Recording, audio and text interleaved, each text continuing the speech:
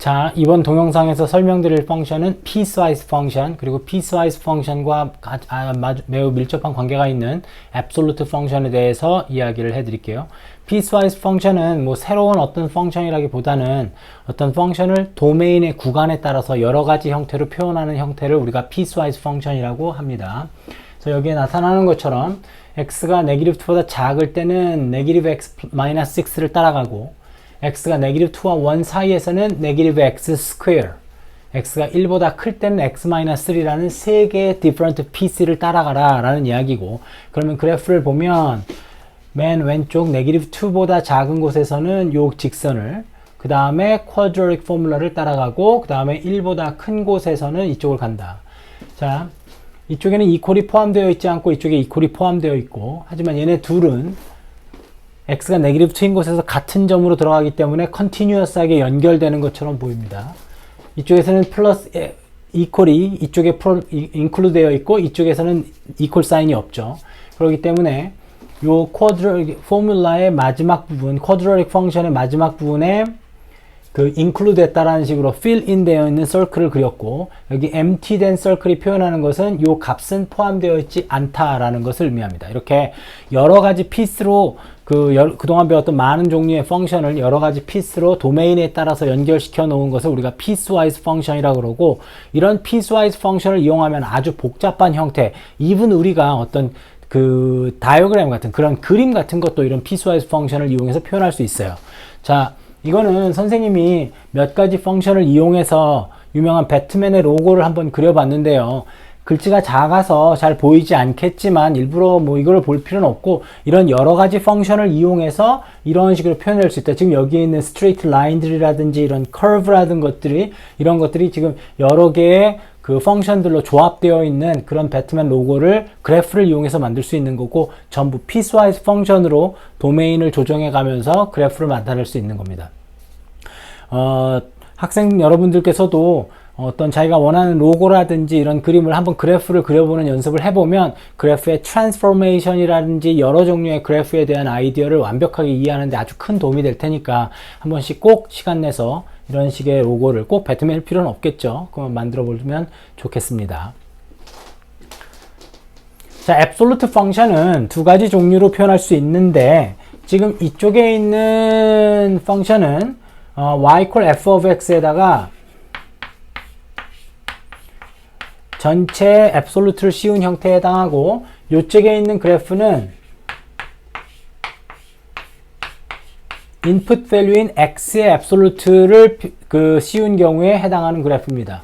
둘 다 여기에 dot curve로 그려져 있는 거, 그러니까 dot curve로 그려져 있는 것이 f of x고, solid line으로 표현되어 있는 것이 이 그 absolute를 쓰고 있는 형태에 해당합니다. 일반적으로 우리가 absolute 펑션 그러면 y equal absolute x다 이렇게 되면 x가 파지티브면 그대로고 x가 네게티브면 이걸 네게티브를 파지티브로 바꾼다라고 생각을 하죠.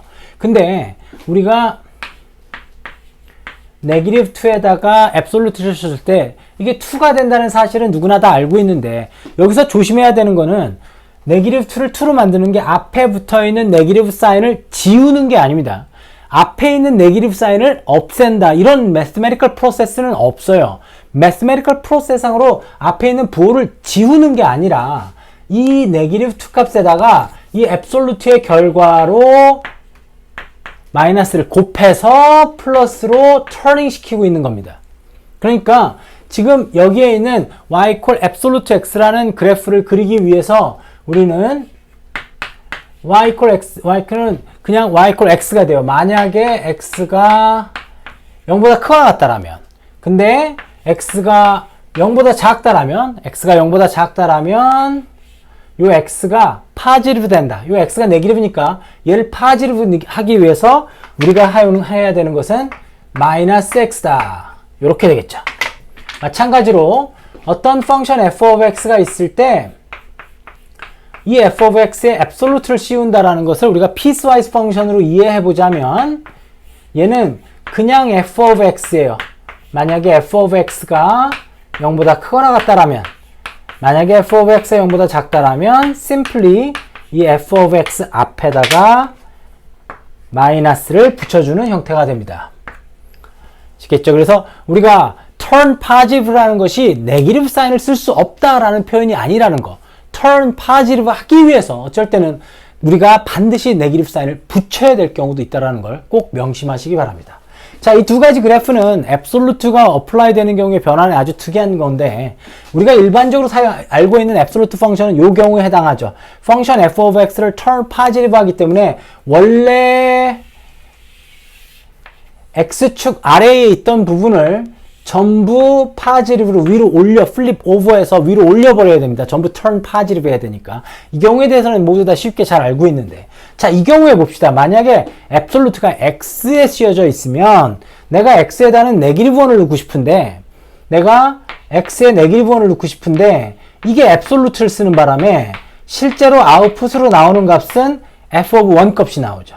내가 x에다 네거티브 2를 넣고 싶은데 앱솔루트를 쓰는 바람에 실제 계산되는 값은 f of 2 값이 됩니다. 즉 x가 네거티브 1인 곳에 x가 1일 때 값이 카피되는 거죠. x가 네거티브 2일 때 이 아웃풋이 이 x가 2일 때 f of x 값이 이쪽으로 카피를 당하게 됩니다. 그래서 원래 이쪽에 있었던 펑션이 어떤 형태였냐는 아무런 의미 없고 이 x축의 파지티브 쪽에 있는 이 y축의 오른쪽 x값이 파지티브인 곳이 x값이 네거티브인 곳에 그 모양 그대로 카피돼서 이 오른쪽에 y축의 오른쪽에 있는 부분이 왼쪽에 카피되는 형태를 가져오는 게 이 특이한 앱솔루트 펑션에 해당합니다.